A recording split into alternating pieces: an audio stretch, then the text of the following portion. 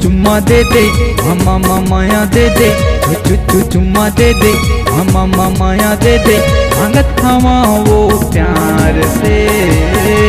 और गोरी गोरी गाल के वो और होंठ रसदार के, और गोरी गोरी गाल के वो और होंठ रसदार के।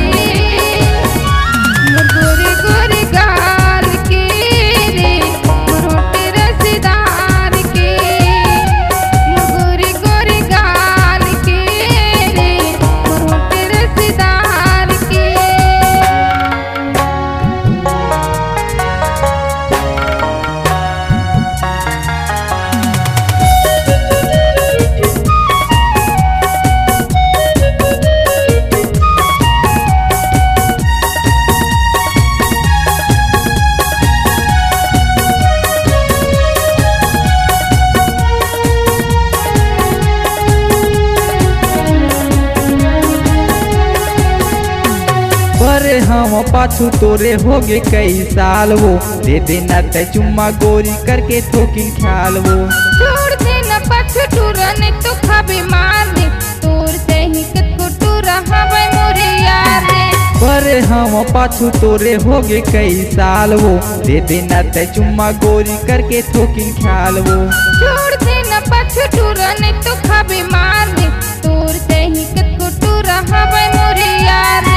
बाबा बैहामा भर ले जी ले मर ले, बाबा बैहामा भर ले जी ले मर ले, साहेब लाल सुमन तोरे यार रे।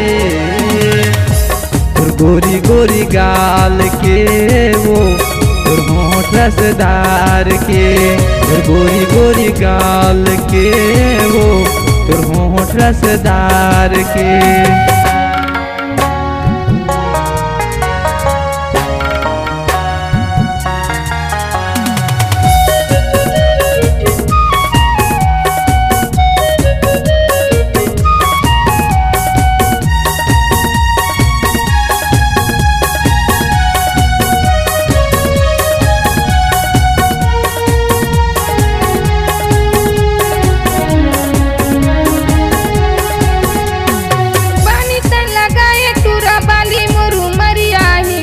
तोला चुम्मा देवा घर में बड़े भैया ही, जब ले देखे होंठ लाली गोरी गोरी गाल वो, संभले नहीं संभलावत है होगे मन बेहाल वो। पानी तन लगाए तूरा बाली मोरू मरिया ही, कैसे तोला चुम्मा देवा घर में बड़े भैया ही। जब ले देखे होंठ लाली गोरी गोरी गाल वो, संभले नहीं संभलावत है होगे मन बेहाल वो।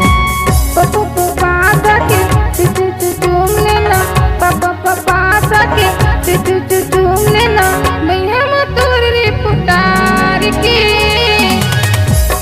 गोरे गोरे गाल के रे मोटे रसदार के, गोरे गोरे गाल के रे मोटे रसदार के। चुम्मा दे दे मामा माया दे दे, चुम्मा दे दे मामा माया दे दे, मांगत हवा वो प्यार से।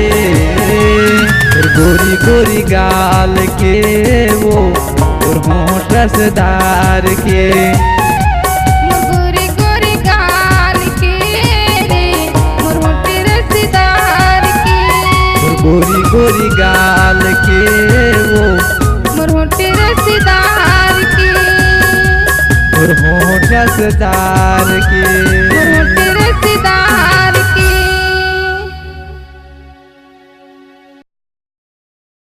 नवा नवा छत्तीसगढ़ी गाना सुने और देखे बर हमर YouTube channel Bharadwaj film production ला सब्सक्राइब करो।